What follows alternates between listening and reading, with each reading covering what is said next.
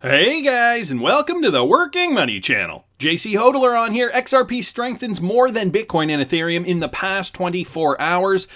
So guys, if you are ever concerned about your XRP investment, let me show you this. Now, this tweet was posted a few hours ago now. What I'm going to do is I'm going to take the Bitcoin price from about midnight on December 16th, so just kind of around the time when all the cryptos were beginning the rally. So I'll take it from the bottom of this candlestick here, and we can see Bitcoin price right now is up about 18.71%. Don't know if you guys can see that there. 18.71%, guys, that is Bitcoin. If we bring up Ethereum from the same time frame, so from that same rally at about midnight on the 16th, that would take us from this candlestick here. And right now, Ethereum is up 11.49%. But let's take a look at XRP because, a lot of us are invested in XRP. We take that same rally, the bottom of the candlestick at midnight, on the 16th. All right, the bottom of this rally came all the way up, and you notice I'm not going to all-time high. I'm going at the trading price currently, so we'll take it from there, and we'll bring it all the way up here. And guys, you guys can see XRP is up 31.62%. So, despite the fact that XRP comes crashing right back down after it rallies, we do have to remember that on the rallies, it does rally really hard, really fast. So XRP up 31% compared to Bitcoin's 18% and compared to Ethereum's 11.49%, just to put things into perspective. Of course, we're going to have FUD in the space. This from MATIGREENSPAN. WTF XRP, is this accurate? What gives? The circulating supply of XRP is up 26% this year, according to Mazari Crypto. Well, there's your first problem.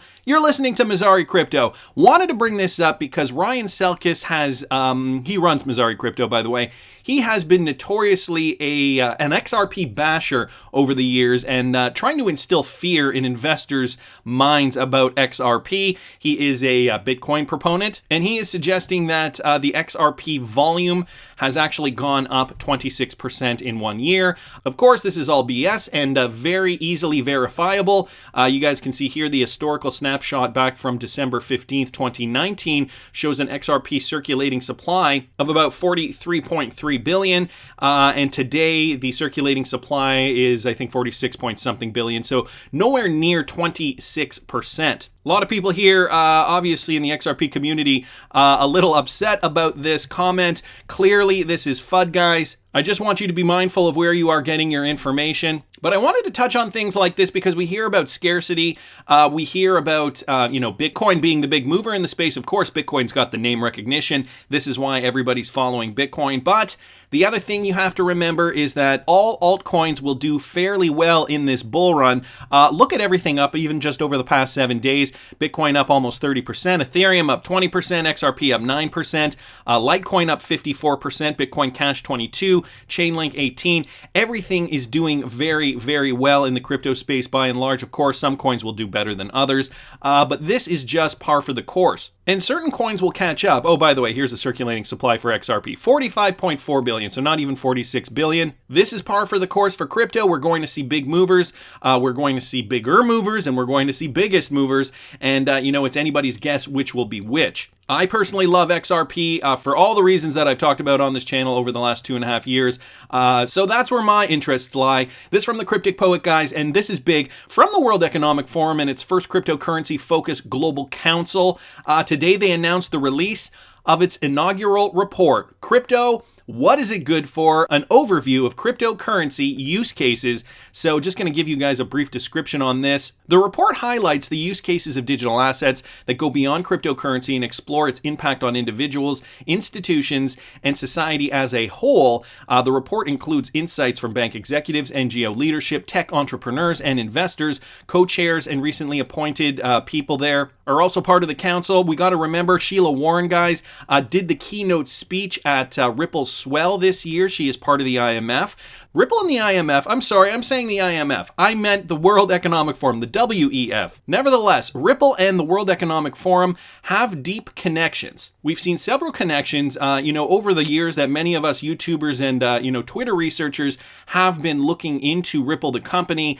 There's always been some kind of connection to world bodies, and this is partially why we're so excited to get on board with the XRP cryptocurrency. We see it, us investors, investors, the long-term hodlers, see it as an opportunity to really be at the ground level of something that is going to be monstrous one day. We talk about this great reset that is occurring, and that is no secret. I've done a few videos on that. You guys can check my back catalog. I'll see if I can find one. I'll link it up here in the top right-hand corner. That's just one part of it. Before the pandemic, we were already talking about a new revamped financial system, a new way for the world to transfer value, and we know Ripple has deep connections with the WEF, and I think this month's report actually just solidifies it even more. So I saw this from XRPCRYPTOWOLF, World Economic Forum, Ripple, and XRP. This is just a page from the report here, implementation strategy. So Ripple has hundreds of customers in various stages of deployment on RippleNet, with over 24 using or signed production contracts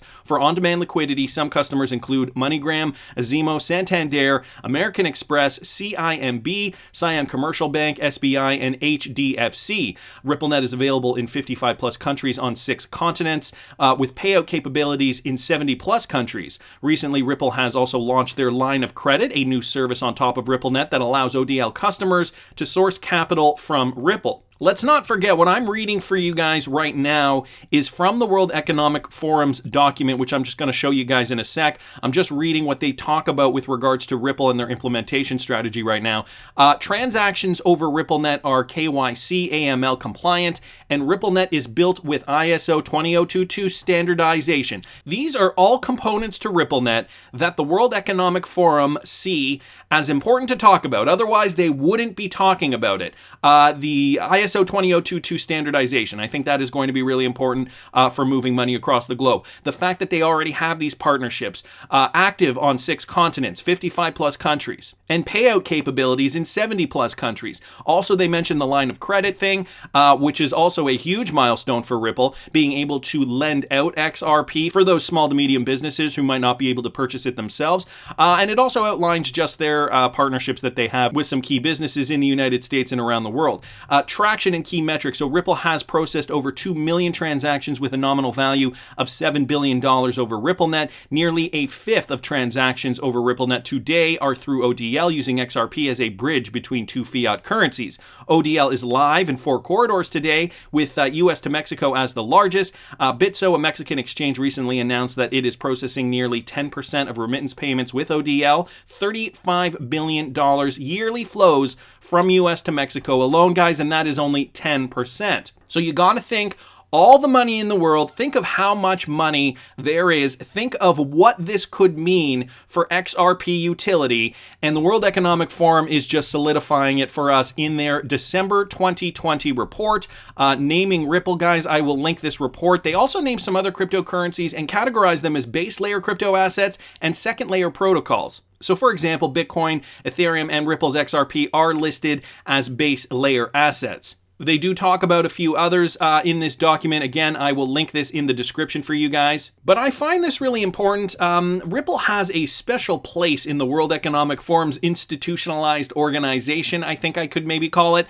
I want to mention this. Swiss Phoenix also saying, couldn't help but notice that there were no other companies on the list that came under the payments category. Looks more like a list of finalists to me, in my opinion. Interesting to note there. A lot of people getting in on this conversation. So again, I will link this. I will link XRPCRYPTOWOLF's tweet thread in the description here, so that you guys can read more information and other people's opinions about this. Also wanted to mention, right on the World Economic Forum's website, we have this, okay? This coming from weforum.org, World Economic Forum partners. They have a page dedicated specifically and only to Ripple. Ripple is a provider of global real-time settlement. It contributes updates to the open source software through GitHub and works to promote the network. Its website helps customers and companies use the network and helps developers build Ripple applications. So another very, very interesting thing to note from weforum.org specifically. It's got a picture of Chris Larson up here. So again, the deep ties with the World Economic Forum and Ripple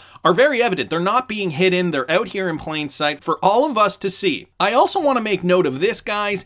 XRP Crypto Wolf, another tweet from him with regards to this World Economic Forum document. Gonna go to this article and just talk about this.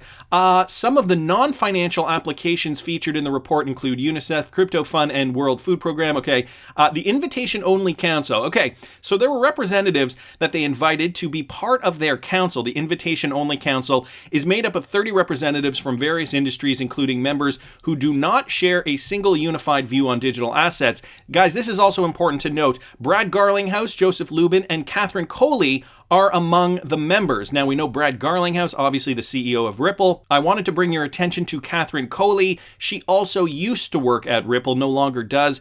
Now she is the CEO of BINANCE.US. But it's important to note that they are getting their people in here, and just by selecting people like Brad Garlinghouse and Catherine Coley, for example, I think speaks volumes to where this digital great reset is going and how money is going to exchange hands across borders, across the world in the not too distant future. So again, guys, when you see these great reset videos that, you might see on some YouTube channels, and sometimes it's people in the XRP community who are making these videos, there's a reason for this. There's a deep connection with the World Economic Forum, and not just them, and Ripple. And so we talk about all the money, and I know I've showed this webpage in the past, all the world's money and markets in one visualization. Just to give you guys some context, I'm not going to go over this in depth because I know some of you guys have probably already seen this.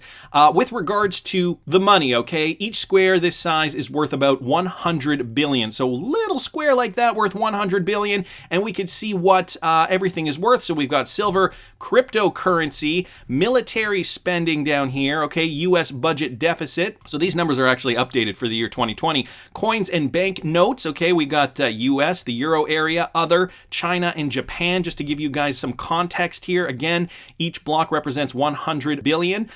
We've got the billionaires of the world. We've got gold, okay, Fortune 500 companies, and you guys can see Microsoft, Apple, Amazon, Alphabet, Facebook down here. Wait, it gets even better. The stock markets of the world. Then we've got money supply. We've got narrow money supply, which is the total value of the world's easily accessible money, and that's about $35.2 trillion. This includes the world's coins, banknotes, and checking deposits. Then we've got global debt here, guys. Check out that. Global debt from governments, households, non-financial corporates, and the financial sector. Then we've got global real estate. Okay, you can see the amount of money is growing and growing. Then global wealth, okay, in North America, in Europe.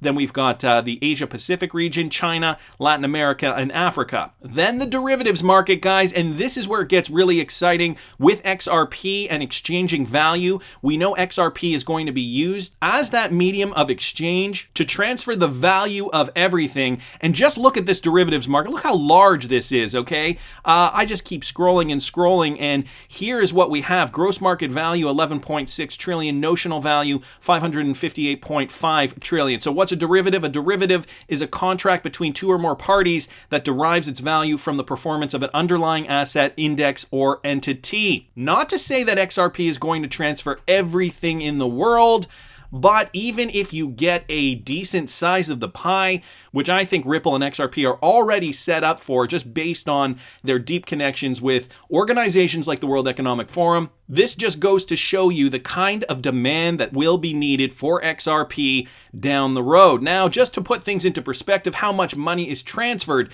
internationally daily, and I've showed you guys this number in the past. So this is just SWIFT, okay? And we know Ripple has gone on the record to say that they want to be a competitor to SWIFT. How much money does SWIFT transfer a day? According to this document from the US Treasury, SWIFT handles about $5 trillion per day, or given about 250 business days per year, about $1.25 quadrillion a year. And I know some of my viewers here have already seen these numbers. I know I've talked about this in the past, but the kind of value that we're going to see transferred with Ripple's XRP is going to be humongous. So when we see price fluctuations right now, and even though XRP is the best rebounding crypto asset as of now, in this little spec run that we're getting very, very excited about, I call it a little spec run because at the end of the day, guys, these prices are going to get blown out of the water based on the real demand that is going to be commanded from XRP when real world utility hits, when we have clear cryptocurrency regulations. This is the real money, baby. I don't want to get ahead of myself, though. I want to enjoy this spec market while it lasts. But that is just it, guys. This is just a spec market.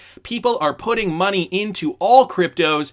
Everything's going to rise and fall with Bitcoin, which means that in some ways this is a very predictable market to trade, and I am happy for that. But let's not lose sight of the real money, guys. The World Economic Forum and Ripple are very, very cozy, and don't you forget it. That's just my opinion, but I want to hear what you guys think. Please subscribe to the channel if you haven't already. Like the video if you like the content I'm providing. I always love hearing your comments. See you in the next one, guys.